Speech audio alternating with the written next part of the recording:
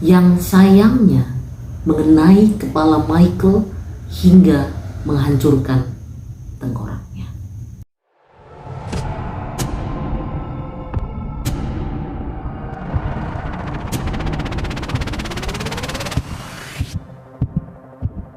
Gua Wanda, Saya Vita. Aku Kunti. di video kali ini kita akan coba melihat dan membahas Beberapa kejadian buruk yang berkaitan dengan mesin MRI. Sebelum kita membahas lebih dalam tentang kasus-kasus yang terjadi, ada baiknya kita terlebih dahulu mengetahui apa itu mesin MRI. MRI atau Magnetic Resonance Imaging merupakan metodologi pencitraan medis yang digunakan untuk mengamati fisiologi atau anatomi seseorang. Sejauh ini, alat MRI merupakan alat diagnostik terbaik yang dimiliki dunia kedokteran. Sejak pengembangannya tahun 70-an dan 80-an, MRI secara berkala berkembang menjadi lebih bervariasi. Salah satunya adalah digunakan untuk mengamati peredaran darah di otak. Peredaran darah inilah yang nantinya akan membantu diagnosa dokter untuk penyakit stroke dan tumor di kepala kita. Kemudian pada tahun 2000-an, MRI kembali dikembangkan. Dan kini MRI bisa digunakan untuk mengamati organ tubuh yang bergerak seperti jantung dan paru-paru. Mungkin kita berpikir bahwa MRI merupakan mesin yang rumit, padahal sebenarnya tidak. Secara sederhana, saat MRI dinyalakan, maka mesin ini akan memancarkan gelombang elektromagnetik ke tubuh kita. Seperti yang kita tahu, sebagian besar dari tubuh kita merupakan air atau H2O. Molekul hidrogen di dalam air ini yang akan bereaksi dengan gelombang elektromagnetik tersebut. Hidrogen tersebut akan mengikuti kemanapun arah gelombang elektromagnetik. Jadi semisal ini tubuh kita, gelombangnya mengarah dari kaki ke kepala, maka hidrogen juga akan bereaksi dari kaki mengarah ke kepala. Kemudian saat MRI dimatikan, maka hidrogen akan kembali ke posisi semula. Dan hidrogen akan mengirimkan sinyal balasan kepada komputer. Kemudian komputer akan mentranslatekan gelombang-gelombang tersebut menjadi gambar organ tubuh kita. Sebenarnya pemindaian MRI merupakan prosedur yang cukup efektif, tapi juga memiliki resiko yang begitu tinggi, terutama karena penggunaan radio elektromagnetik pada alat ini. magnet pada mesin MRI setidaknya 1000 kali lebih kuat dibandingkan dengan magnet pada lemari es. Kekuatan magnet biasanya diukur dengan satuan Tesla. Pernah nggak kalian melihat sebuah magnet besar di tempat rongsokan untuk mengangkat sebuah mobil? Nah, itu kekuatan magnetnya baru 1 Tesla. Sedangkan untuk mesin MRI, kekuatan magnet yang biasa digunakan adalah 1,5 sampai dengan 3 Tesla. Bahkan ada sebuah magnet Inomec yang digunakan oleh super mesin MRI yang seharga 250 US dollar itu memiliki kekuatan magnet sebesar lebih dari 12 Tesla. Bayangkan sebesar apa kekuatan magnet yang digunakan oleh mesin MRI. Michael Colombini adalah seorang bocah laki-laki yang berusia 6 tahun. Dia hanyalah bocah biasa. Seorang anak yang menurut tetangganya selalu memiliki senyuman manis di wajahnya. Namun sayang, bocah manis ini memiliki sebuah tumor di otaknya. Sebenarnya tumor ini telah diangkat oleh ahli bedah nomor 1 di New York. Tapi menurut protokol medis, Michael harus melakukan pemindaian secara rutin untuk mengecek apakah kondisi di dalam tengkoraknya baik-baik saja. Suatu hari di tahun 2001, Michael pergi ke rumah sakit Westchester Medical Center di New York Utara untuk melakukan pemeriksaan rutinnya. Michael berbaring di mesin MRI yang kemudian ketika petugas menekan sebuah tombol, maka Michael akan dikirim masuk ke dalam tabung MRI. Namun, hal yang tidak disangka terjadi ketika petugas menekan tombol power pada MRI. Dalam sekejap mata, medan magnet yang luar biasa besar menarik tabung oksigen logam yang ada di ruangan itu terbang melintasi ruangan dengan sangat cepat. Yang sayangnya mengenai kepala Michael hingga menghancurkan tengkoraknya. Dia baru umur 6 tahun. Dia udah mau sehat dari tumor loh. Kamu bayangin, kalian jadi mamanya yang lihat anaknya.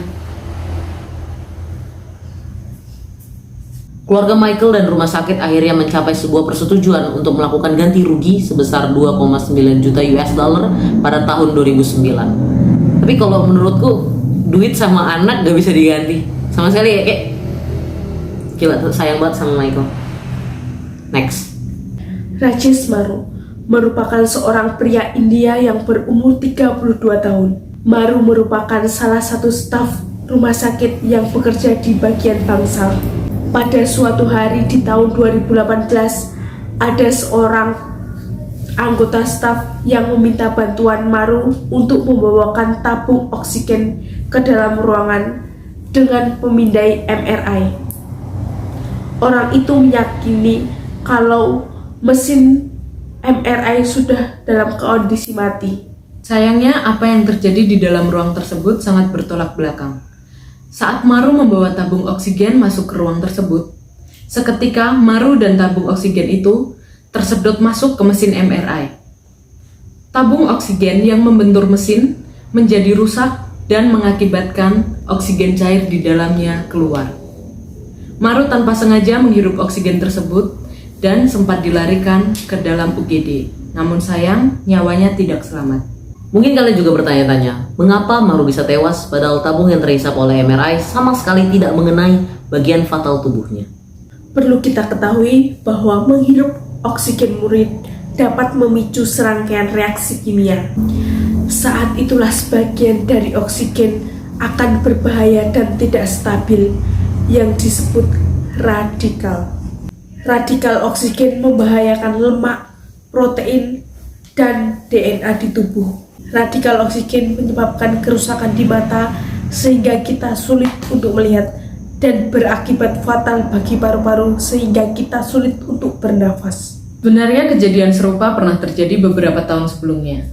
Sekitar bulan November tahun 2014, tepatnya di Tata Memorial Hospital, New Delhi, India. Kejadian bermula ketika Sunil Jadhav, staf teknisi di situ, diminta untuk mengantarkan pasien melakukan MRI rutin. Secara bersamaan, Sunil juga diminta membawa masker oksigen ke dalam ruang MRI. Tetapi nampaknya Sunil salah memahami instruksi tersebut. Sunil justru membawa tabung oksigen setinggi 4 kaki atau sekitar 1,5 meter ke dalam ruang tersebut. Ketika mesin MRI dihidupkan, tangki oksigen secara otomatis tersedot ke arah mesin MRI. Sayangnya, Sunil masih memegang tangki tersebut sehingga badannya juga ikut tersedot ke arah mesin MRI.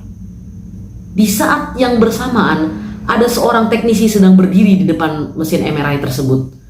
Teknisi ini bernama Swami Ramya. Tanpa sempat menghindar, pria yang berumur 35 tahun ini juga ikut terseret ke dalam mesin MRI bersama Sunil. Parahnya, tubuh pria ini tergencet di antara tangki oksigen dan mesin MRI. Sunil dan suami baru bisa diselamatkan 4 jam kemudian. Itu pun dalam kondisi tidak sadarkan diri. Pihak rumah sakit memanggil seorang teknisi dari pembuat mesin MRI, generator elektrik, yang kemudian bisa mematikan medan magnet yang memancar dari mesin MRI. Dikutip dari Mumbai Mirror yang terbit pada hari Rabu 31 Desember 2014, suami mengalami kerusakan perut bagian bawah cukup parah. Dikabarkan, dia kehilangan fungsi satu ginjalnya, pecah kandung kemih, serta pendarahan hebat. Sementara Sunil mengalami patah pada sikunya. Seharusnya hal ini bisa diselesaikan dalam hitungan detik. Tapi mengapa mereka membutuhkan waktu 4 jam untuk menyelesaikan permasalahan ini? Menurut penemuan polisi, ternyata tombol emergency yang ada di mesin MRI tidak berfungsi dengan baik. Sehingga saat mereka menekan tombol tersebut, mesin tidak langsung mati. Pihak rumah sakit sendiri juga mengalami keterkejutan akan hal ini. Pasalnya mereka mengaku mereka baru saja melakukan kalibrasi sekitar mungkin 6 bulan yang lalu. Dan dari hasil kalibrasi tersebut, mesin ini dinyatakan lolos atau layak digunakan. Meski keduanya berhasil pulih dan diberikan kompensasi, namun butuh waktu 1 tahun bagi suami untuk kembali pulih dan bisa bekerja lagi. Pasalnya, dikatakan suami mengalami trauma atas kejadian tersebut. Berikutnya kejadian yang terjadi di tahun 1992. Ada seorang wanita yang berusia 74 tahun yang memiliki sebuah alat yang bernama klip aneurisma yang tertanam di otaknya. Ini adalah sebuah klip logam yang menahan dasar aneurisma untuk mencegah darah masuk ke dalamnya. Jadi buat yang nggak tahu, aneurisma otak adalah pelebaran atau penonjolan dinding pembuluh darah otak akibat melemahnya dinding pembuluh darah. Begitu wanita ini ingin mempersiapkan pemindaian MRI, klip yang berada di otaknya ini bergeser akibat ditarik oleh medan magnet MRI, sehingga menyebabkan pendarahan internal di otaknya. Beberapa saat kemudian, wanita ini tewas. Kasus fatal lainnya terjadi kepada mantan wali kota di Inggris, Nyonya Brown. Di tahun 2004, dokter pribadinya, Dr. Anissa, merekomendasikan Nyonya Brown untuk melakukan pemindaian MRI. Sebelum melakukan pemindaian, Dr. Anissa diminta untuk mengisi formulir yang berisi pertanyaan-pertanyaan demi keamanan dan keselamatan Nyonya Brown. Namun ketika mengisi formulir ini, Dr. Anissa hanya mengandalkan ingatannya saja dan tidak memeriksa kembali catatan medis Nyonya Brown. Hari pemeriksaan tiba, Nyonya Brown bersiap untuk melakukan pemindaian MRI. Namun saat mesin dinyalakan, alat pacu jantung yang tertanam di dadanya bergeser. Hal ini mengakibatkan jantungnya berhenti bekerja, dan Nyonya Brown meninggal seketika. Lalu ada juga seorang pria yang memiliki implan logam di matanya. Dia tidak memberitahu staf dan dokter yang bekerja saat itu. Sehingga setelah dia selesai melakukan pemeriksaan MRI, pria ini kehilangan penglihatannya. Ya, kami dari Bakwan, Betty, Kunti, Wanda. video ini dibuat semata-mata untuk mengingatkan kita semua agar lebih hati-hati dalam menggunakan mesin tersebut. Meski resikonya cukup tinggi, tetapi kecelakaan MRI jarang sekali terjadi. Jadi kalian nggak perlu takut ya untuk melakukan pemeriksaan MRI.